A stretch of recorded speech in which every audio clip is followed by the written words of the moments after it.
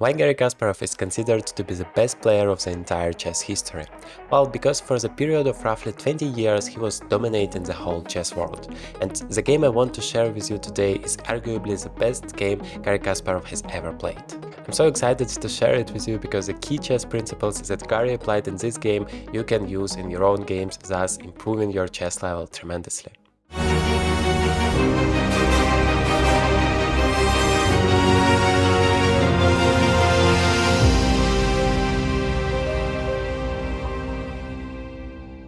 Garry Kasparov has played this game as white against Vasilin Topalov, and the game started with the moves e4, d6, d4, knight f6, knight c3 and g6. That is called the pierce defense, a very aggressive opening for black. Black is giving up the control of the center, but well, tries to create some imbalance in the position and then attack on the queen side. So black played here c6, immediately preparing the move b5. And what white is doing, white is playing bishop e3 and queen d2, preparing some attack on the king side. So it's gonna be a very sharp game. You can immediately say it from the very beginning. White is controlling the center, black wants to attack.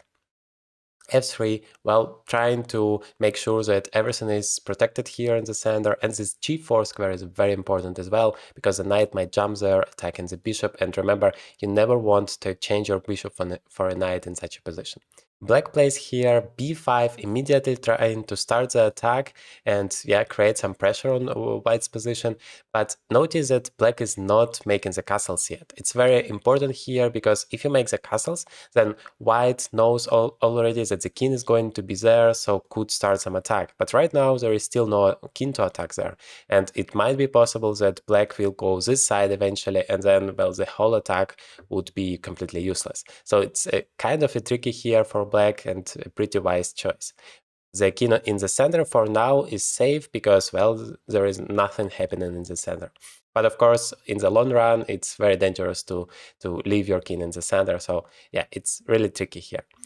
White plays here the move knight to e2, trying to just continue the development for now. Knight to d7. White plays here bishop to h6, trying to exchange this bishop immediately because you could see it's a very strong one along this long diagonal, and there is no way for black to stop it. And then white wants to use those weak dark squares. Black is playing here bishop to b7, saying that, well, maybe I'm gonna castle queen side, and then there is not gonna be any attack here, and the queen on h6 would be useless. So it's pretty wise choice. Of course, you should be still careful because, well, you have advanced your pawns here, but still seems like the king is going to be safer. Also, you just physically cannot castle here king side. White has played a3 here, trying to say that, well, at least b4 is under control, there is no danger for this knight, and black played e5, trying to fight for the center. So it's kind of counterintuitive because the king is still in the center and black is starting some active actions in the center. Normally, it's what I don't recommend to do. But, well, here the king is still pretty safe, and so black is using this chance, saying that, well, it's very important to fight for the center, my king would still be safe afterwards, but for now I'm making sure that I have enough control in the center. So, castles. Now white is very active here along the d file, trying to put some pressure on the queen. So the queen immediately goes to e7. Now you could see why black played e5 before developing the queen, because he wanted to put the queen on e7, and kind of cementing everything, so the queen protects.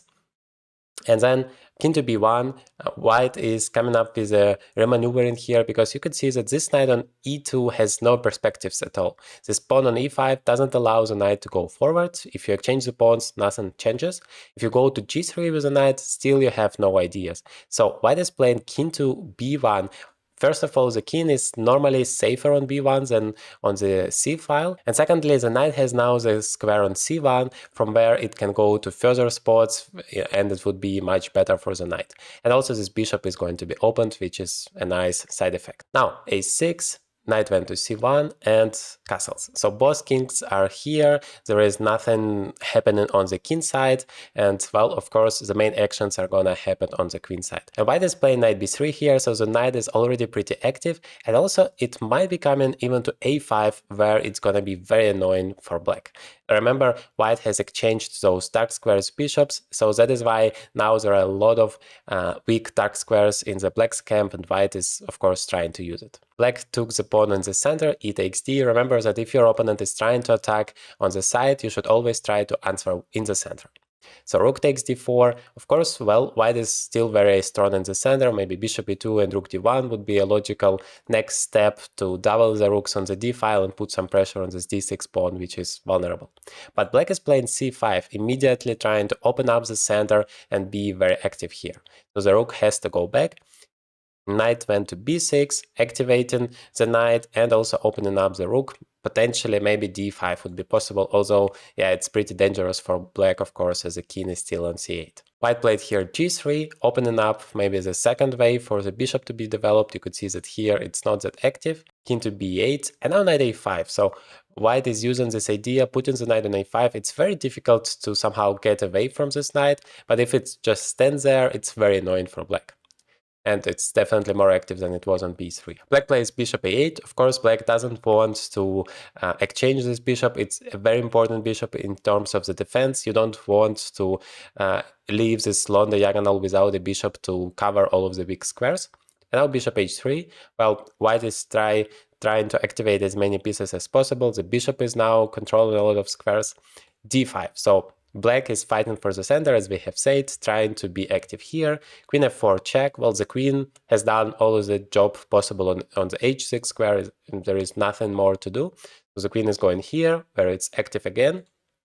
King went to a7, and now rook h to e1, activating the last piece into the game. Very important chess principles to develop all of your pieces, because what happens often on the beginner and on the intermediate level, people are starting to develop the pieces in the opening. They remember it's important, but at some point they start to forget it. I mean, they have like 5 pieces developed and they start to try to get something out of it, start some attack, but sooner or later they realize they don't have enough resources, but it might be too late. So before starting some very aggressive action, you always want to make sure that you have developed as many pieces as possible, and basically all of them. So here is what you see here.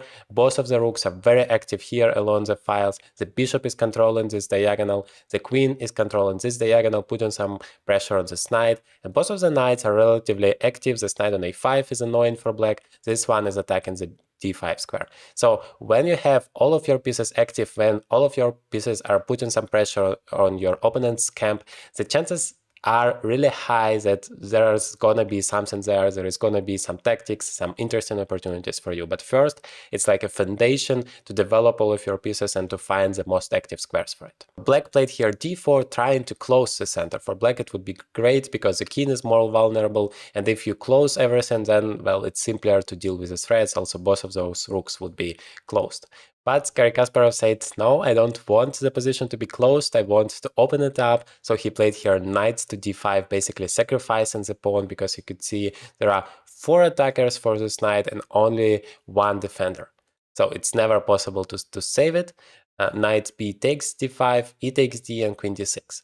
Black is offering the exchange. Of course, it would be a dream for black to exchange the queens, as afterwards this pawn is going to be taken, and, well, there is no problem for black, just a very good endgame. So at this moment, I ask you to pause the video for a second and try to find the best move for white. Okay, let me know in the comments, please, whether you have managed to find the right move. Now, one of the most famous combinations in the entire chess history begins. White plays here rook takes d4, sacrificing the rook. Now, if you just take the queen, then rook is gonna take it, and this endgame is just more convenient for white to play because the knight is hanging, and the f7 pawn is a problem, and so white is gonna have an advantage. The right move was just to ignore the whole rook takes d4 thing and somehow play king b6, attacking the knight here, threatening to exchange, or just finishing the development and play rook h to e8. But black took here the rook, saying that, well, I'm gonna have an extra rook, what could happen here?